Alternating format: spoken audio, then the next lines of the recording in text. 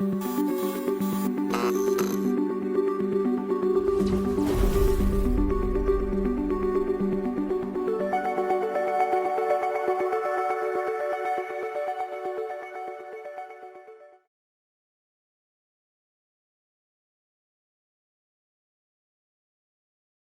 proceso es una aplicación que está corriendo en nuestro host, ¿sí? Dentro del mismo host, dos procesos se van a comunicar por los mecanismos de comunicación que está establecido por el sistema operativo. Y si yo necesito comunicarme con un proceso que está en otro host distinto, que lo voy a terminar haciendo a través de la red, ¿sí? Lo voy a empezar a hacer a través de la capa de aplicación. Por un lado tenemos dentro de la capa de aplicación lo que se llama un agente de usuario. Es una aplicación informática que funciona como cliente en un protocolo de red. Es lo que genera la interfaz con el usuario arriba y la red abajo.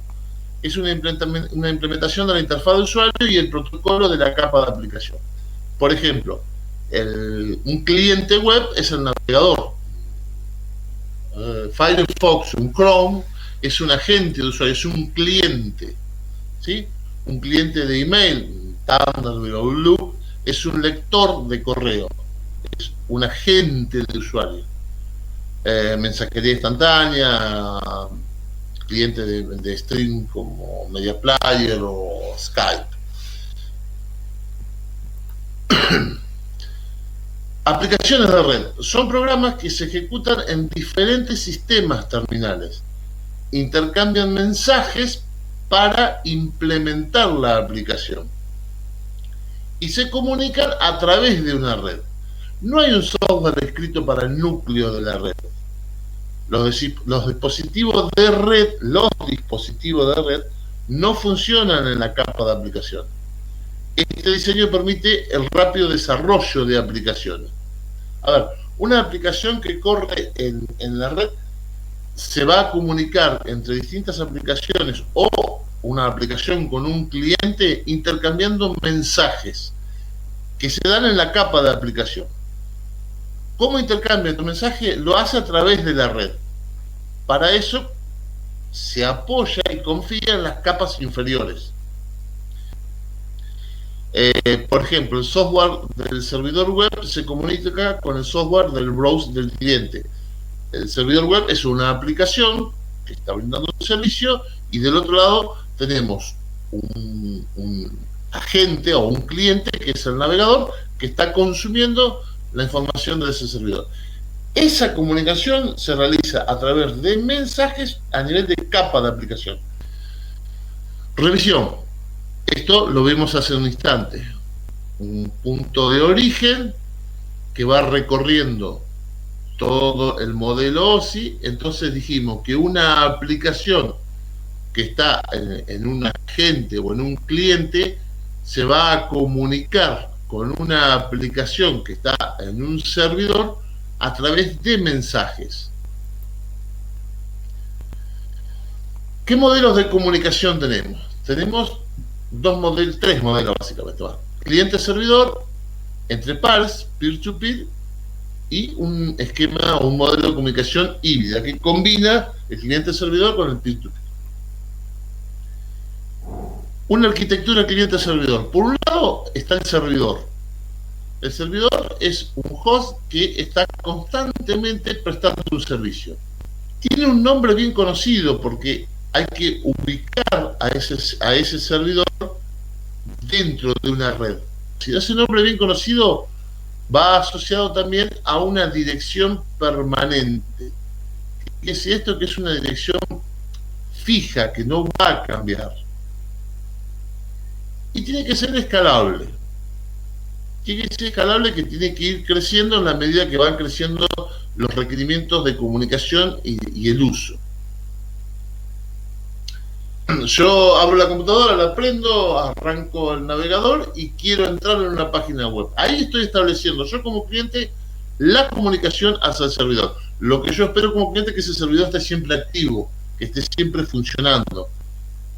El cliente, por los modelos de venta que se ofrece para poder acceder al servicio de Internet, no tiene una dirección permanente, tiene direcciones dinámicas. Y los clientes no se comunican directamente con otros clientes. Normalmente en una estructura cliente-servidor, el cliente se comunica con un servidor. Después tenemos una arquitectura peer-to-peer. Los nodos pueden cumplir funciones de servidor, cuando un nodo requiere información de otro, puede cumplir la función de cliente, cuando éste pide información a un par, a otro cliente, o puede cumplir la función de router cuando el nodo se encuentra como intermediario entre dos clientes. Ventaja de esta arquitectura es que tiene una alta escalabilidad. O sea, a medida que se van conectando nodos a una red peer-to-peer, la red crece exponencialmente. Al tener una escalabilidad muy alta, minimiza mucho la congestión. Desventaja, la gestión es compleja porque no hay información concentrada en un solo lugar. Va a depender de la información que circule dentro de la red. Y una de las mayores desventajas, bueno, es precisamente la inseguridad. Después tenemos la arquitectura híbrida. Por ejemplo, un ejemplo claro de una red híbrida es el uso de Skype, donde yo inicio una sesión con un nombre de usuario y una clave de acceso que la estoy haciendo contra un servidor. Y cuando me conecto a esa información, trae información de mi perfil, de mi contacto, y me dice si mis contactos están en línea o no.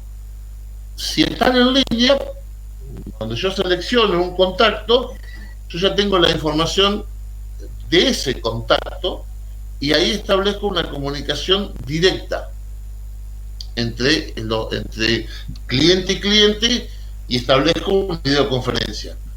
Cuando termino la videoconferencia y yo cierro el programa o me deslogueo, ahí me vuelvo a conectar al servidor para informarle que me fui y que me cambió mi estado de conexión. Entonces, de esa manera, los otros clientes que están conectados van a ver que yo ya no estoy disponible porque esa información se la está brindando el servidor.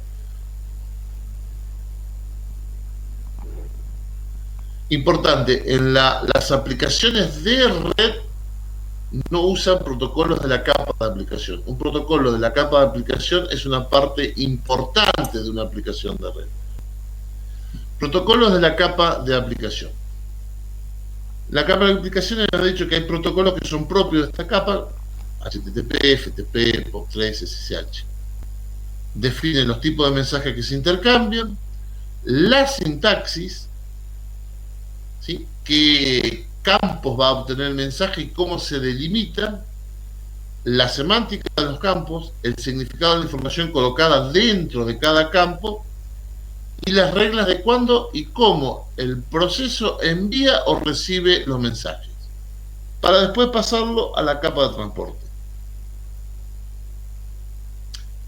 Los protocolos de la capa de nivel de aplicación son protocolos de dominio público, están definidos con sus RFC, son estándar, y lo que buscan es interoperabilidad, desde una capa de aplicación en un cliente a una capa de aplicación en un destino.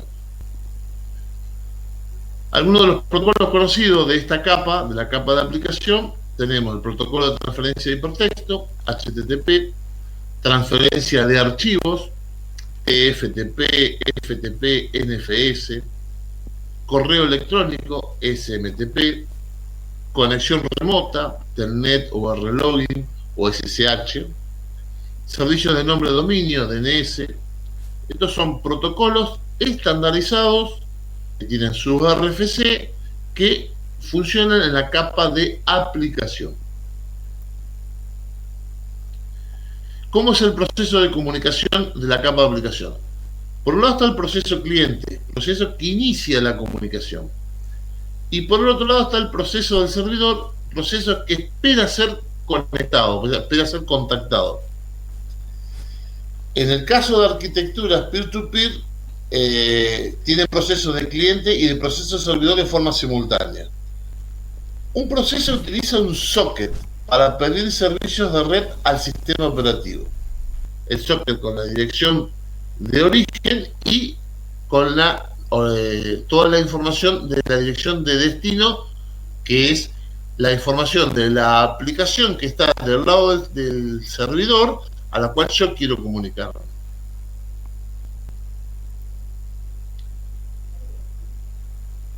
Para que una aplicación pueda direccionar los procesos de un socket entre el origen y el destino, además de necesitar la dirección IP, que es la que lo va a permitir identificarlo dentro de la red, también va a necesitar el número de puerto, ¿sí?, para poder asociarse al destino, a qué tipo de servicio quiere asociarse, a qué tipo de aplicación que tiene un puerto bien conocido necesita que lo atienda. Estos son puertos que ya están estandarizados, que tienen su RFC en los protocolos, por eso se les conoce como puertos bien conocidos. Entonces, en el socket es una interfaz entre la capa de aplicación y la capa de transporte en un host. En un host o servidor de un lado y un host o servidor de otro lado, yo tengo un proceso que es controlado por el desarrollador, donde establezco el socket, y ese socket empuja el paquete a la capa abajo hacia la capa TCP con los datos necesarios de IP y puerto, que esto ya es controlado por el sistema operativo, para que a través de los canales de comunicación de la infraestructura que supone que hay por debajo de eso, se reciba del otro lado en el puerto que corresponde y se conecte al socket del proceso de la aplicación que lo va a recibir. ¿Está más o menos claro? Muy importante esto del socket. Servicios esperados en la capa de transporte. La aplicación en el lado emisor envía un mensaje al receptor a través del socket, origen y destino. El protocolo de la capa de transporte tiene la responsabilidad de transmitir el mensaje a través de la red hasta el proceso receptor. De los protocolos que teníamos, vamos a ver que hay protocolos con garantía de comunicación y otros sin garantía. Ahora vamos a ver esos protocolos puntualmente. Vamos a meternos en la capa del transporte.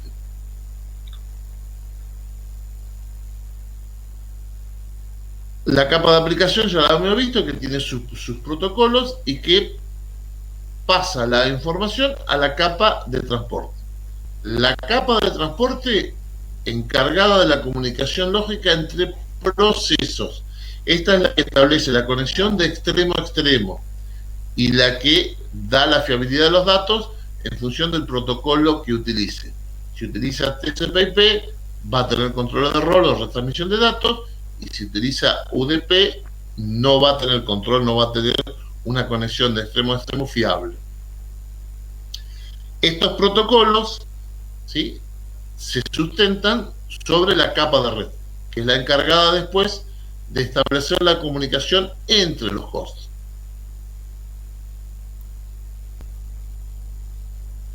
Partimos de la capa más alta, ¿sí?, donde hay datos que se convierten en un mensaje que hay que enviar. Esos mensajes tienen un conjunto de datos que pasan a la capa siguiente y se convierten en un segmento. Ese segmento, ¿qué es? No es más que los datos que vienen de la capa de arriba con el encabezado de la capa de transporte. Acá donde va la información que veíamos hoy de los sockets. Dirección de origen con puerto de origen a dirección de destino con puerto de destino. La capa de transporte lo pasa a la capa siguiente. Este encabezado de red ya conoce, por la capa donde está, que es la capa de red, cuál es el camino adecuado que tiene que tomar para poder rutear ese camino, cuál es la ruta que tiene que seguir.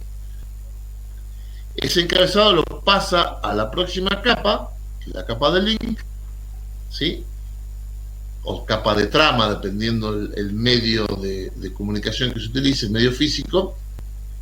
Esta trama lo que hace es trae los datos con el encabezado de la capa de transporte, con el encabezado de la de la red y le pone un encabezado de trama y un final de trama. ¿Sí? Y este paquete, esta trama, se termina convirtiendo en información binaria, ¿sí? Para que la capa del enlace físico la transmita en modo digital. Se transmita de un nodo a otro a través de un medio físico de comunicación. Todo este proceso es lo que se denomina encapsulación.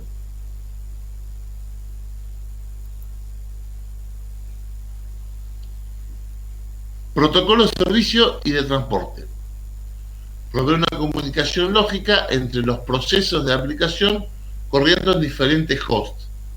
El proceso de esta aplicación necesita de la capa de transporte para poder comunicarse con el proceso de la aplicación de destino. La capa de transporte es la encargada de la comunicación lógica entre estos dos procesos. Los protocolos de transporte corren en sistemas terminales, no en sistemas intermedios. La capa de transporte no pasa por dispositivos de red, corre en equipos terminales o en equipo cliente, en un host de extremo, como es el cliente, o en un servidor. Del lado de la transmisión, TX, que es el cliente, divide el mensaje de la aplicación en segmentos PDU, pequeñas unidades de datos, y los pasa a la capa de red. Ahí empieza el proceso de encapsulación. Del lado del receptor, reensambla los segmentos del mensaje y se los pasa a la capa de aplicación. Hay más de un protocolo de transporte disponible para las aplicaciones: TCP y UDP. TCP, Transport Control Protocol, es un protocolo de servicio orientado a conexión. ¿Qué ofrece TCP? Es confiable, transfiere datos como un flujo de bytes en el orden correcto. Si hay una pérdida de paquete, se produce la retransmisión del paquete, ¿sí? Para que esa trama final siempre esté completa. Control de flujo. El nodo transmisor no sobrecarga al nodo receptor. Si el transmisor tiene mayor capacidad de transmisión, porque está en un enlace, en un ambiente de red mucho más grande, con mayor capacidad de ancho de banda, y el receptor no, va a mandar los paquetes a la velocidad que el receptor los pueda recepcionar, tratando de generar la menor cantidad de pérdida y de retransmisiones posible para que no tenga sobrecarga. El otro protocolo que se utiliza es UDP, User Datagram Protocol, servicio no orientado a conexión. Entrega de datos no confiable, porque acá no hay ni confirmación de acuse de recibo ni retransmisión. Y lo más ordenada posible. Puede que algún paquete no llegue en el orden correcto. Es un servicio que se basa en el mejor esfuerzo de entrega. Un segmento UDP puede perder algún paquete o entregar a la aplicación algún paquete fuera de orden. Por eso se dice que es un servicio no orientado a la conexión. Y algo que ambos protocolos no ofrecen es garantía en el retardo, porque el retardo va a estar dado por los medios físicos, ¿sí? El throughput, que eso ya los protocolos no lo pueden manejar, ni pueden garantizar el ancho de banda, porque el ancho de banda va a estar dado justamente por la disponibilidad del ancho de banda que tenga un enlace y la cantidad de demanda que tenga ese enlace, y en función de eso la congestión que puede tener. Pero no puede garantizar el ancho de banda. Sí va a garantizar que el paquete llegue, si es TCP, y UDP va a hacer el mejor esfuerzo para que llegue el paquete de la forma más ordenada posible. Multiplexado en el host emisor. El multiplexado es la recolección de datos desde múltiples sockets. Un cliente va a tener distintas aplicaciones corriendo, con lo cual va a haber múltiples sockets corriendo. Incorpora la información necesaria para que pueda ser desmultiplexado del otro lado. El desmultiplexado en el host receptor, el host receptor recibe el PDU de transporte, el segmento, desde la capa de red. La capa de transporte entrega los datos al socket correspondiente a la aplicación. En el host RX puede haber más de un socket abierto en un momento determinado. Cada socket tiene un identificador único cuyo formato varía si se trata de TCP o UDP. Por ejemplo, una conexión UDP, para que se entienda, una conexión UDP, que es una conexión sin conexión, es la que se utiliza para el servicio DNS, servicio de resolución de nombre, Data Name Service. El servicio DNS es el que convierte el nombre de una URL, el nombre de un host en Internet a una dirección IP, que es lo que se necesita para que ese paquete tenga la dirección IP de destino y se pueda meter dentro de la capa de red para continuar con la encapsulación. Cuando el cliente, cuando nosotros ponemos una dirección URL en el navegador lo que hace es consultar al servicio DNS que tiene configurado el cliente, y el cliente lo que hace es conectarse a un servidor DNS que ya tiene preconfigurado y le pasa la URL esperando que le devuelva una dirección IP. Esa conexión UDP, cuando se manda con la dirección IP de origen y un puerto aleatorio de origen que va entre el 1024 y el 65.535 del cliente que está haciendo la petición. Y va con una dirección IP de destino, que es el servidor DNS, al cual nosotros ya tenemos configurado donde consultarlo, con el puerto 53, que es un puerto estandarizado, un puerto desconocido, los que están entre el 0 y el 1023, que es el servicio de DNS, para que lo atienda el DNS. Ese que va por la capa de transporte con esa información, cuando llega al socket del otro lado, el socket lo que hace es pasárselo directamente a la aplicación, a ese puerto, al socket de esa aplicación, para que lo atienda.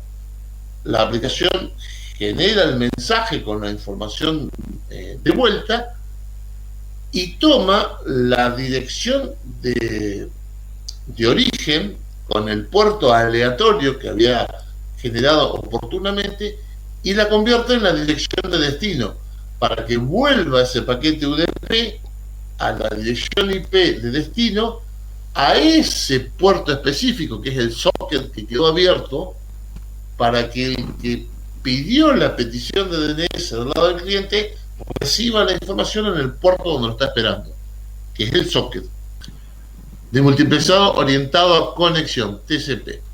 Cada socket TCP queda definido por 4 tuplas. Va la dirección de IP de origen con número de puerto de origen, dirección IP de destino con número de puerto de destino.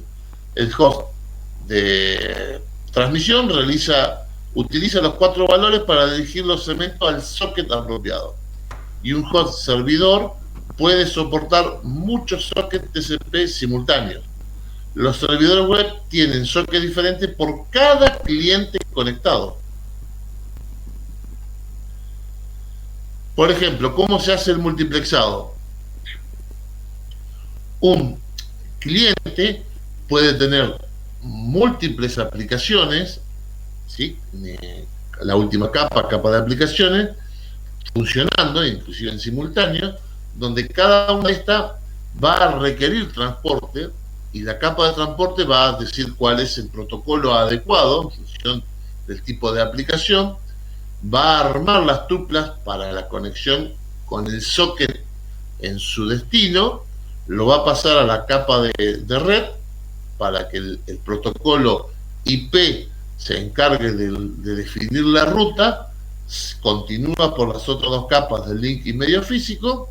Medio físico hace el multiplexado, donde se van metiendo distintos tipos de paquetes para llegar al servidor, y el servidor empieza a desandar el camino pasándolo por el protocolo de internet, el protocolo IP, y ver cuál es el protocolo de transporte al cual tiene que comunicar el socket, lo pasa a este protocolo con el puerto de destino ya definido, y este protocolo lo conecta con el socket de la aplicación con la cual quiso conectarse, y vuelve a mandar el mensaje de vuelta para atrás haciendo el mismo camino.